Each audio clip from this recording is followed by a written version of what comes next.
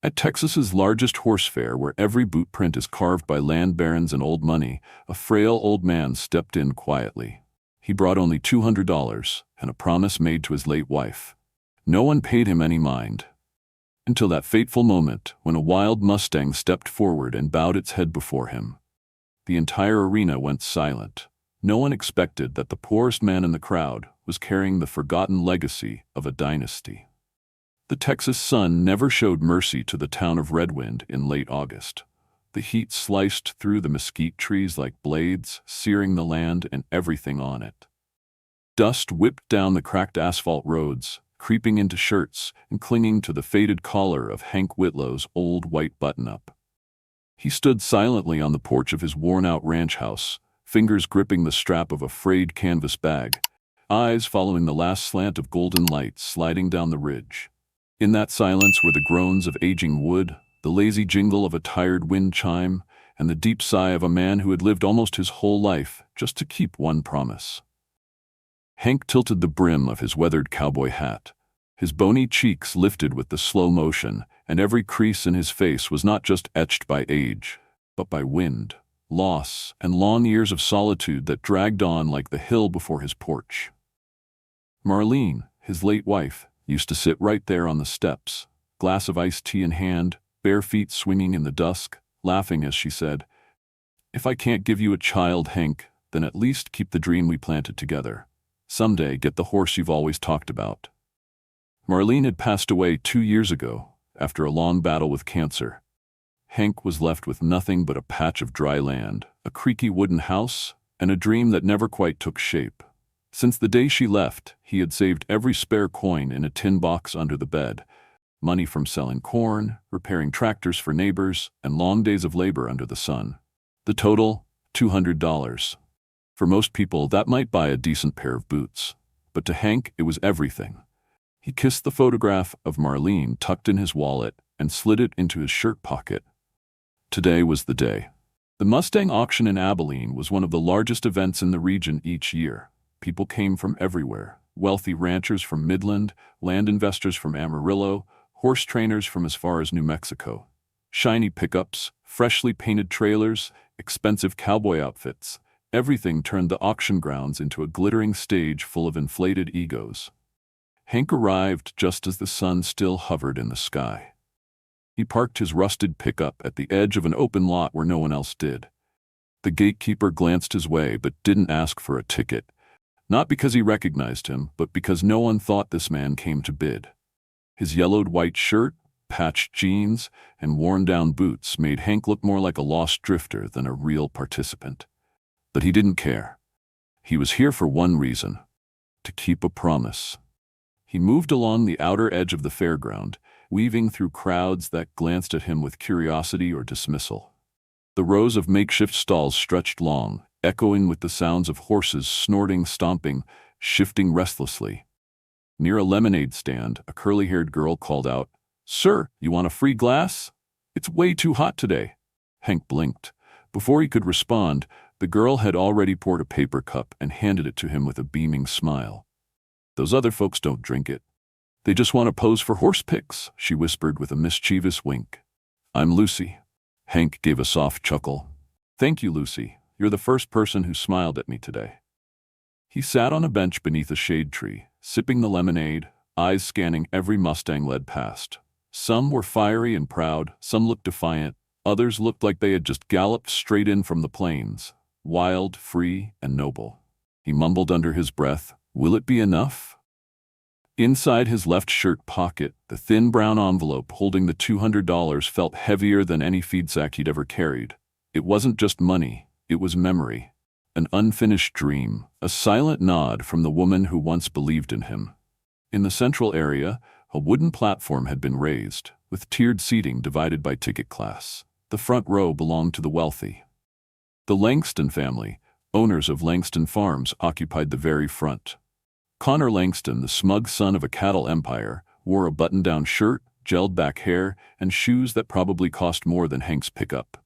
He laughed loudly with boys his age, sipping soda from a silver tumbler. Their eyes landed on Hank like he was a relic from some forgotten century.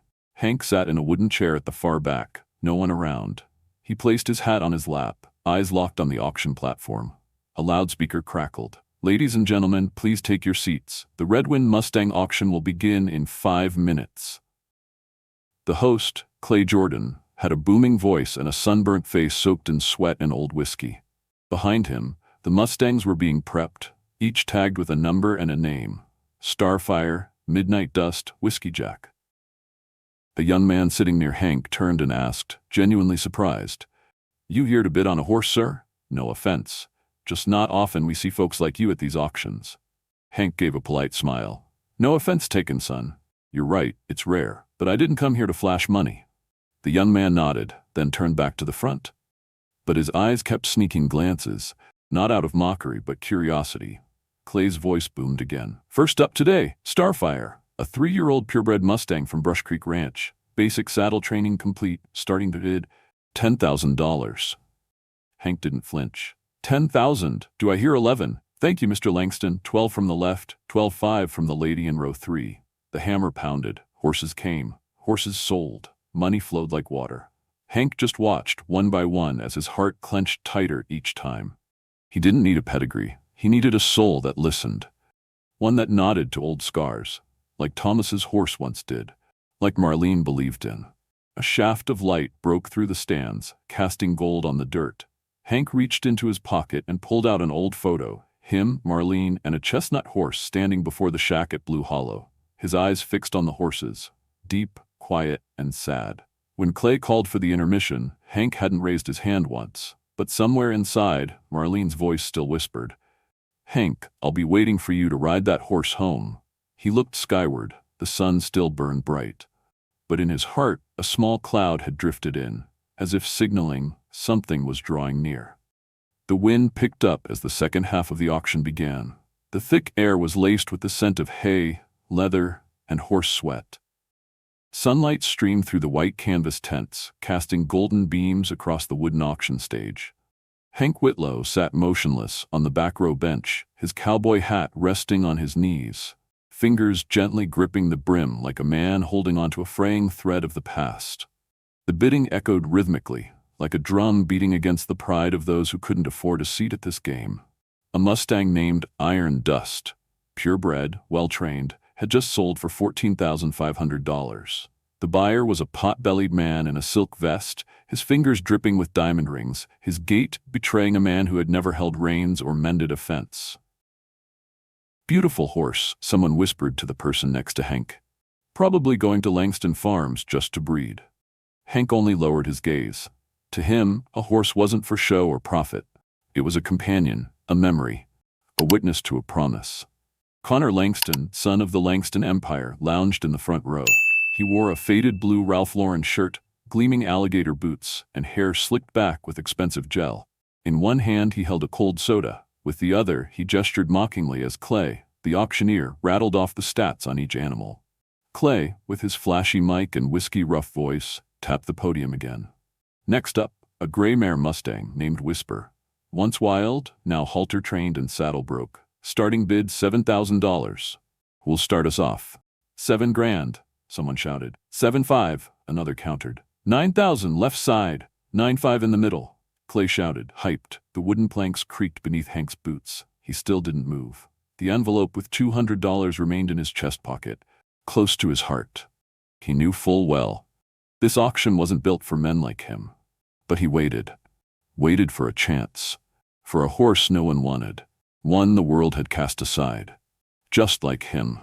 The auction ticked into its second hour. Fatigue settled in the room like dust on boots. Murmurs, yawns, and the occasional smug chuckle filled the air. Clay tapped his mic 3 times, his voice slowing down. "The next horse, 12-year-old Mustang gelding, name's Dusty, no papers, never been ridden, thin, separated from the herd for non-compliance with breeding group. Starting bid." He hesitated. $500. No one moved. Dusty was led out, a skinny horse, coat a dark chestnut, mane tangled and unkempt. He walked slowly, head lowered, eyes on the dirt, not resisting but not defeated either. But it was his eyes that made Hank grip his hat tighter. Those were Relic's eyes, Thomas's old horse, the eyes of something the world had pushed aside, but whose spirit had never broken. Hank stood. The entire room seemed to hold its breath. I, I bid 200, he said, his voice raspy but steady. Heads turned, brows furrowed, whispers. Then, laughter. Connor Langston laughed loudest, standing and spinning around to face the back row. Well, look at that, folks. A fine gentleman bidding his full fortune, $200 for a Mustang. He raised his hands like an actor on stage. What'll you carry it home in, old man? That rust bucket pickup parked in the weeds? More laughter erupted, this time from multiple corners. A woman in a fur-trimmed hat leaned toward Connor. Who is that? Connor replied loud enough for Hank to hear. Old man from down in Redwind Valley. Lost his wife to cancer, lives out there with nothing but dead trees. Wants a horse for company, I guess. Hank said nothing. He stood still, eyes fixed on Dusty, the horse with no papers, no bidders, and no place in this arena except for him. Do I hear 300? Clay asked, uncertain. Silence. 300 once, twice, 1,000. Connor shouted, hand raised high. Gasps. Hank spun around. A wave of disbelief swept through the crowd.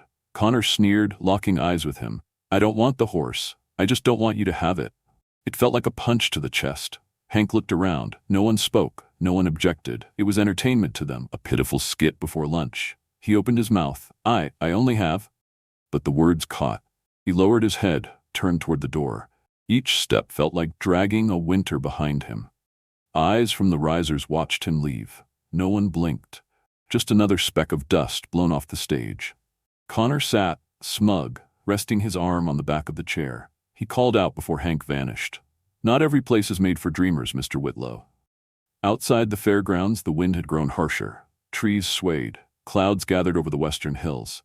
Hank stood motionless, gripping the strap of his bag, eyes closed. Not out of shame, but sorrow. Sorrow for a promise unkept. Sorrow for a dream the world refused. He turned to walk to his truck when a low, calm voice stopped him. Mister? Wait a second. Hank turned. A tall man approached, mid-50s, in a dust-gray shirt and boots covered in road grime. His face was firm but not cold, like it carried winds from some long-lost valley. Eli Bradford, the man said, extending a hand. I'd like a word, if you don't mind. Hank didn't shake it right away, but he didn't refuse either. Eli smiled softly. I'm not here to pity you, if that's what you're thinking. You remind me of someone who meant a great deal to me. Would you walk with me a bit? Hank looked into his eyes and nodded. As the fairground lights faded behind them and the echoes of laughter dissolved into dust, two men walked beside an old wooden fence where the Mustang stood stomping and waiting for nightfall. A new chapter had begun, and an unexpected door had just opened. Evening wind slid through the old slats of the wooden fence, carrying the distant whinnies of horses and the faint scent of dried sweat lingering in the air after the auction. The rusted fan under Hank's old pickup clinked softly in the distance, the only sound left after the glossy crowd had dispersed, hauling their prize horses back to gleaming estates. Hank walked slowly, each step heavy as if he were dragging the entire Redwind Valley behind him. His sun-worn hat shadowed half his face, but it couldn't hide the humiliation in his eyes, an ache long familiar but never dulled. Mr. Whitlow, the man's voice came again, calm, deliberate but firm. Name's Eli Bradford. Hope you don't mind me taking a little of your time. Hank stopped. He turned, cautiously, eyes narrowed with the skepticism of a man who had long ago stopped expecting kindness from strangers. But there was something different about this man, not in the dust on his boots or the lines on his face, but in his eyes. They were the eyes of someone who had lost something too. I know who you are, Eli said, stopping a few paces short, as if honoring Hank's space. I saw you at the auction, but I saw you before that too, from somewhere you probably don't remember. Hank tightened his grip on the canvas strap. His voice rasped, Do we know each other? Eli shook his head. Not exactly, but I knew someone who was a part of your story and a part of mine. Hank's eyes sharpened. Who are you talking about? Eli nodded toward the fence where the Mustangs pawed at the ground, kicking up dust in the golden twilight. We should talk over there. I don't want Langston's eyes or ears hearing what I'm about to say. They walked side by side along the edge of the auction grounds, a forgotten strip of land where no one looked, no one listened.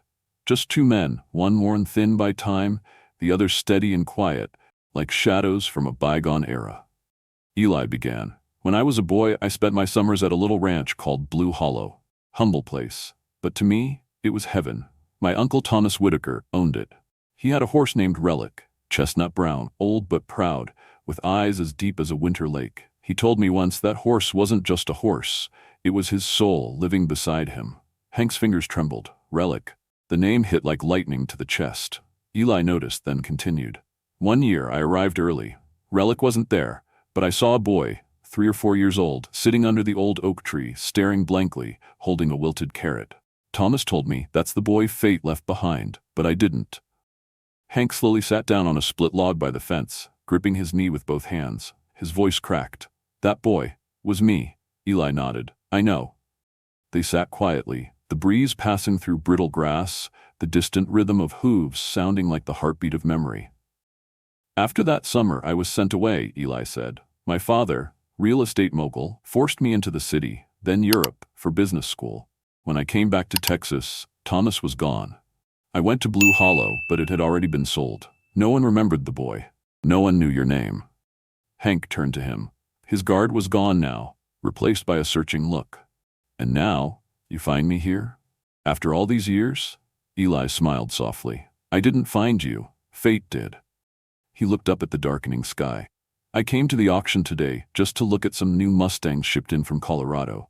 Then I saw you. I recognized that look. The way you watched that horse, Dusty. The way you stood in the middle of ridicule and didn't flinch. The way you were humiliated, but never lost your dignity. Hank said nothing. His heart pounded in his chest like a trapped Mustang fighting for air. Eli placed a hand gently on his shoulder. I own a ranch south of Redwind. Bradford Ranch. No one knows me there except in the business registry. I keep far from people like Langston. I don't raise horses to sell. I raise them to give them back their freedom, and sometimes to give people back what they lost. Mr. Whitlow, would you come to my ranch? Not out of pity, but because I believe our story isn't finished yet. That evening, Hank rode passenger in Eli's pickup as they left the auction behind. He stared out the window. Wide fields, leaning trees, and the golden hush of late sunlight. The envelope with the $200 still sat in his pocket. No one had taken it. But something inside Hank had shifted. Eli didn't turn on the radio. There was only the sound of the road, the wind, and 2 quiet souls brushing up against something old that had never been given a name. Did Thomas ever say anything about me? Hank asked. Eli nodded. He once said, that boy's got the heart of a Mustang, strong, silent, but he'll never kneel. Hank turned his face away. For the first time in years, a dry tear slipped down his cheek, not out of pain, but because someone, somewhere, had remembered he belonged to this world. The truck turned down a narrow bend, toward a place no one had named. But for Hank Whitlow, it might just be where every promise was finally about to be kept. Eli Bradford's pickup rumbled slowly over the uneven dirt road leading south from Redwind. The moon hadn't risen yet, but dusk was still bright enough to light the cactus clusters lining the roadside and the silhouettes of ancient oaks gently swaying in the wind. Inside the cabin, neither man spoke. Hank Whitlow stared out the window, thoughts turning over like the rocky land beneath the tires, fragments of memories surfacing, scattered, yet strangely familiar. Eli kept both hands on the wheel, his voice steady and low. About 5 more minutes, you'll see. It's not like any horse ranch you've been to. To me, Hank replied, if there's horses in an old saddle, that's already peace. Eli smiled. Then you'll like it just fine. When the truck turned the final bend, the sight made Hank sit up straighter.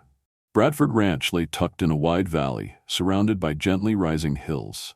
The last rays of sun sliced through rows of raw wooden fences, casting a copper sheen across the rooftops and tall trees that whispered with the wind. There was no steel gate, no shiny nameplate, just a hand-carved wooden sign, its edges worn smooth, Bradford Ranch. From afar, Hank could see dozens of Mustangs roaming freely over open pasture. No chains, no halters, just low fences, almost symbolic, as if saying, you can leave, but we hope you'll stay. How big is it? Hank asked as they stepped out of the truck. About 70 acres, Eli answered. Most of it was abandoned state land. Folks said it was useless, but to wild horses, I had a different opinion. They walked a gravel path toward the heart of the ranch, an old 2-story timber house, a few modest stables, and a wide grassy clearing where the Mustangs grazed in quiet harmony. Hank was still. There was something in the air that pulled him back, like the still pure mornings at Blue Hollow. Wet grass, the sound of horses breathing, the kind of peace you didn't have to earn. Eli guided him to a small cabin beside the barn, wood-paneled, tin-roofed, simple and clean. On the table sat a framed photo, Thomas Whitaker standing beside Relic, and behind them a little boy with curly hair, dirt on his cheeks but a spark in his eyes. "This is?" Hank's voice caught. "Yes," Eli said. "You and me, summer of '74. Hank stepped closer, hand trembling as he touched the glass. A long-buried memory bloomed, suddenly alive again. "You kept this all these years?" Hank asked. "Always," Eli said. "I never forgot Blue Hollow. The older I got, the more I understood. Thomas didn't just love horses, he believed in people, even when the world didn't." After a simple dinner, cornbread, smoked meat, and iced tea, they stepped out onto the porch, watching twilight roll down the valley. The sun was gone, leaving the sky purple and speckled with stars. Eli pulled a battered leather notebook from his shirt pocket. "Thomas left this to me. His journal. I've never shown it to anyone but my mother." He flipped through the pages and stopped. "June 22nd, 1973, Eli read. "I named him Hank after my eldest brother who died in the war. He doesn't talk much, but his eyes, they've seen things no child should. I don't have much. Just an old horse, a leaky roof, and these hands. But I'll teach him everything I know. Not for anyone else, because I believe he deserves it." Hank turned away, shoulders trembling. Eli placed a hand gently on his back. "He chose you, and he never once regretted it." They sat in silence beneath the porch eaves. Only the flickering lantern above them lit the night, and the wind rustled softly through the trees. Eli said quietly, "What happened at the auction today was cruel, but maybe that cruelty pushed you back to where you were always meant to be. Sometimes it's humiliation that sends us home." Hank nodded, eyes fixed on the shadow of a Mustang grazing in the distance. "I never wanted much," he murmured, "just to keep a promise to Thomas and to Marlene." "Marlene? Your wife?" Eli asked. "Yes," Hank said, his eyes glistening in the dark. "She was the only one who believed I could still do something good. When she died, I thought the dream died too. But tonight, I can feel it again. It's in the air, in the herd out there." Before turning in for the night, Eli brought Hank to a low patch of land where an old oak stood alone. Beneath it sat a small stone marker, no name, just one phrase carved deep. "Freedom is earned, not given." "I buried Relic here," Eli said. "And Thomas, he wanted his final horse to rest among the ones that came after." Hank knelt, resting his hand on the stone. "He once told me," Hank whispered, "that if a horse truly trusts you, you won't need reins." Eli nodded. "And now you'll understand, if a horse chooses you, it doesn't care how much money you've got. It just needs to know you're real." Back at the cabin, Eli opened the rear door that faced the pasture. The night air rushed in, rich with the scent of grass and freedom. The herd was settling in. Some horses lay down, others stood like quiet sentinels, watching over sacred ground. "Tomorrow," Eli said, "I want to take you out to the herd. If one of them comes to you, that's your sign." "And if none do?" Hank asked. Eli grinned. "Then we sit on the porch, drink iced tea, and trade stories. No harm in that." Hank gazed out across the field, where soft moonlight draped the land like a gentle blanket. That night, for the first time in years, he slept deeply.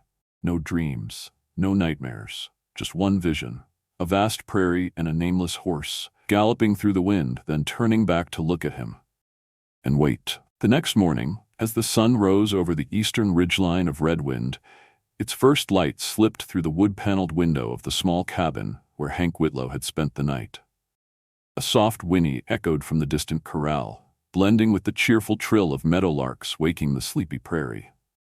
Hank opened his eyes, not with the wariness he usually carried, but with something lighter, something close to hope. He slipped on his faded flannel shirt, tugged on the same weather-beaten boots he'd worn back at Blue Hollow, and set his silvered cowboy hat low on his brow. The early light cut beneath the brim, tracing the deep lines around his eyes. But those eyes were different now. Brighter, as if waiting for something just over the horizon. Eli Bradford was already waiting on the porch, dressed in a sleeveless work vest, a mug of hot coffee in his hand. When he saw Hank, he nodded like they'd agreed on this moment in another life. "Morning's clear," Eli said. "So are the horses." Hank didn't speak, he just nodded. They walked to the open range behind the ranch, an endless stretch of land framed only by low fencing and distant hills. The ground was a mix of red dust and sunburnt grass, the kind of soil that had trained generations of Mustang hooves to run free, wild, and untamed. Eli didn't point or lead. He simply said, "Go on, alone, no calls, no whistles. If one of them comes to you, let it." Hank stood still a moment. The wind tugged at his shirt, wrapping him in the scent of hay, sweat, and dust. Then he stepped over the fence and let his old boots touch the sacred ground where not everyone was invited. The herd scattered across the field, clustered in small groups, grazing. None of them looked up, none acknowledged him. Until one Mustang, deep red coat, burnished like flame, raised its head, its eyes fixed on Hank. Steady, unflinching. It didn't move. Hank stopped walking, his heart pounded like it hadn't since his younger days. His breath caught in his throat. Then, like a tether drawn tight between two long-lost souls, the horse began to walk toward him. One step, then another. Muscles rippled under its coat, mane lifted by the breeze like strands of wildfire. Hank whispered, not loud, just enough for the wind to carry, "Blazer." The horse stopped. Then came closer, until its breath warmed his trembling hand. Behind the fence, Eli stood frozen, his mouth parted in awe. The Mustang bowed its head. Hank raised his hand, shaking but sure, and touched its forehead. No resistance, no retreat, no reins, just a single touch, and for that moment, the whole world stood still. Eli walked forward, still stunned. His voice held reverence. "Her name's Liberty," he said. "I bought her 3 years ago from a wild roundup in New Mexico. No one could tame her. Once, she kicked through a steel gate and disappeared for 3 days. I thought she was just a lost cause." Hank kept his hand on her shoulder, stroking gently down to the muscle along her ribs. "I never knew why," Eli added, "but from the first moment I saw her, it felt like she was waiting for someone." Hank smiled, his voice a soft murmur. "Blazer isn't a name, it's a soul." The entire morning, Hank stayed with Liberty. No one else approached. No one dared interrupt. He didn't speak to her, didn't give commands, just sat beside her, hand resting on her side, both of them watching the prairie, like two old friends finally reunited after decades apart. From the fence, Eli jotted a few lines in his weathered notebook. His face was lit with a peace that could only come from witnessing something sacred. He knew what this was, not just about a horse or an old man, but a homecoming, a dream that had once died. Now gently breathing again. As the sun rose higher, Hank walked back. Liberty followed, no halter, no rope, just willingly beside him, as if they'd never been apart. "You're not going to try riding her?" Eli asked. Hank replied, "I won't ride any soul that hasn't laid down beside me first." Eli laughed, loud and free. "Then tonight," he said, "let's see if she chooses to stay." That night, Hank slept on the porch again. The door stayed open, breeze curling through the screen. Then, soft hoofsteps. A red shadow appeared at the threshold, silent and sure. Liberty lay down beside him, her head resting gently near his leg like a faithful dog guarding her own. Hank didn't open his eyes. He just whispered, "Thank you, Blazer." Outside, the prairie slept. But inside, for the first time in decades, Hank's heart was no longer alone. 3 days later, Redwind started its morning like any other, with church bells ringing and the scent of corn muffins drifting from Dora's Bakery on Main Street. But that morning, when the sound of hooves echoed from the dusty trail west of town, people stopped whatever they were doing. That sound, it wasn't a truck. And it wasn't one of the lazy draft horses pulling carts from the farms. It was crisp, powerful, full of rhythm and soul. People gathered in front of the town square, by Roy's barber shop, by the hardware store. Doors creaked open, all eyes turned toward the sound. And then, emerging through the soft red dust dancing in the sunlight, a figure appeared as if riding straight out of memory. An old man, tall and lean, white hair peeking beneath a sun-faded cowboy hat. A freshly pressed white shirt buttoned straight and a back as straight as any soldier's. He rode atop a Mustang the color of burning copper, mane flying, steps graceful and proud. The old man was Hank Whitlow, and the horse, no mistake about it, was Liberty. The very horse Connor Langston had dismissed as worthless just days before. Now she looked like a living statue of firelight and dignity. And the man once mocked for bringing only $200 had become the center of Redwind. At the Dusty Bean Cafe, Connor Langston and his crew of wealthy young ranchers decked in pristine leather jackets and polished boots, froze mid-sip. Garrett dropped his espresso, the cup shattered on the tiled floor. No one moved to clean it. Connor shot to his feet, marched to the sidewalk, hands on his hips, trying to look casual, but his eyes had darkened. "No way," he muttered. "What the hell is this?" From the saddle, Hank saw everything, but he didn't stare. He didn't need to. He simply kept his gaze steady ahead, letting Liberty carry him forward. A brand new Ford pickup rolled up beside the sidewalk. The door opened, and out stepped Eli Bradford, denim shirt tucked into faded jeans, wide-brimmed hat casting a shadow across his grinning face. He said nothing, just walked up, placed a hand gently on Liberty's shoulder, and looked up at Hank. "You ready for lunch, brother?" Hank shrugged, grinning slightly. "If you're buying, me and Liberty just took a little ride to work up an appetite." The town square fell silent. Then, somewhere, a laugh broke out. Not a mocking laugh. A real one, light, relieved. It spread like fire on dry grass. A pat on the back, a nod, applause from rough hands. Connor clenched his fists, his face drained of color. Eli turned to the crowd. "You all see this? Not every Mustang is just a wild animal, and not every man is just a faded shadow. Some folks return not to show off, but to remind us that honor doesn't live in your bank account. It lives in how you keep your word." At the diner by the highway, Hank and Eli took a table near the window, where late afternoon light filtered through glasses of iced tea and steaming plates of roast meat. Lucy, the curly-haired girl from the lemonade stand, ran in, waving a piece of paper, her eyes glowing. Mr. Hank, I drew you in Liberty." Hank took the drawing. In crayon lines he sat atop a fiery red horse, a big sun behind him, surrounded by flowers and smiling people. "I saw you that day," Lucy whispered, "when everyone laughed. But I knew you were different." Hank laid a hand on her small shoulder and nodded. "You just reminded me of something important, Lucy. That not all grown-ups know what's right. But kids, sometimes they see the truth." Eli sat quiet beside him, eyes glinting with a light that looked a lot like faith. That evening, Hank and Liberty rode through the side streets of Redwind. People who once had no idea who he was now greeted him by name. Dora, from the bakery, handed him a warm bag of almond cookies. "For the man with a heart tougher than steel," she said. Roy, the old barber, took off his hat and bowed as Hank rode by. Connor didn't show his face again, but Hank didn't need to see him. Redwind had seen enough, and memories don't fade so easily. That night, back at Bradford Ranch, Hank sat on the porch, a glass of mild whiskey in his hand. Beside him, Liberty lay resting, her head on his leg like a loyal dog guarding a quiet flame. Eli stepped outside with 2 cigars, lit them, and passed one over. "You know," Eli said, "when I was a boy, I once saw a man ride across a prairie. The sunset lit his back like a halo.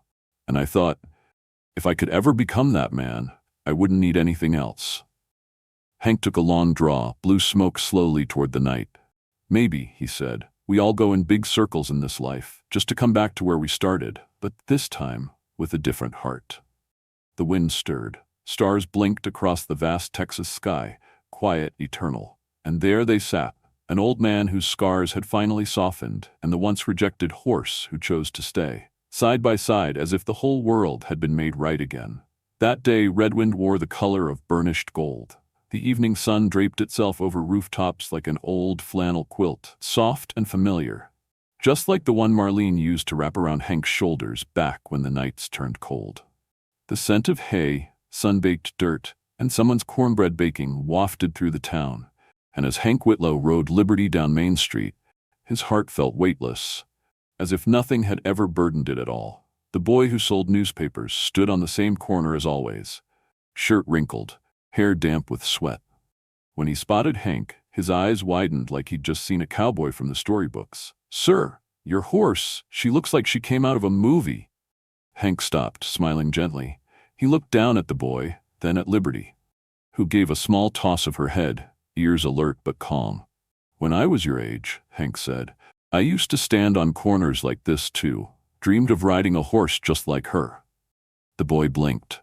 "What did you do to make that dream come true?" Hank leaned forward slightly in the saddle, his voice low and warm. "I kept it alive inside me, like guarding a match in the wind. I never let it go out." The boy stood still. Something changed in his face. Not awe, faith. a young, stubborn kind of belief. Hank gently nudged Liberty forward. Her hooves tapped the pavement with a rhythm that didn't need to prove anything. It wasn't pride or spectacle. It was presence. As if just being here now was enough to make people rethink what dreams were worth. Connor Langston stood beneath the eaves of the cafe, a soda in his hand, trembling slightly. Inside, his father, Russell Langston, sat stone-faced, saying nothing.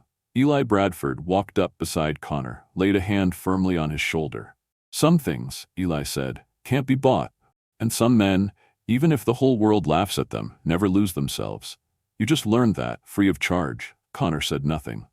He watched Hank ride into the distance, and for the first time in his life, his chest felt heavy. Not from defeat, but from something he didn't recognize: respect. That night, at the western edge of town, Hank led Liberty to the field behind the old house, his and Marlene's once upon a time. A sliver of moon hung low, the wind whispering through the birch trees like the land itself was remembering. He removed her saddle, undid her halter, brushed her face and ran a hand down her flank. Then he said, as if to a friend who knew every part of him, "If I'm gone tomorrow, you go back to the wind. But tonight, let me believe we kept our promise." Liberty raised her head and pressed her forehead into Hank's chest. The gesture silenced him. Maybe she understood. Or maybe, souls that had once been abandoned always knew how to recognize each other. Later, Hank stepped onto the porch.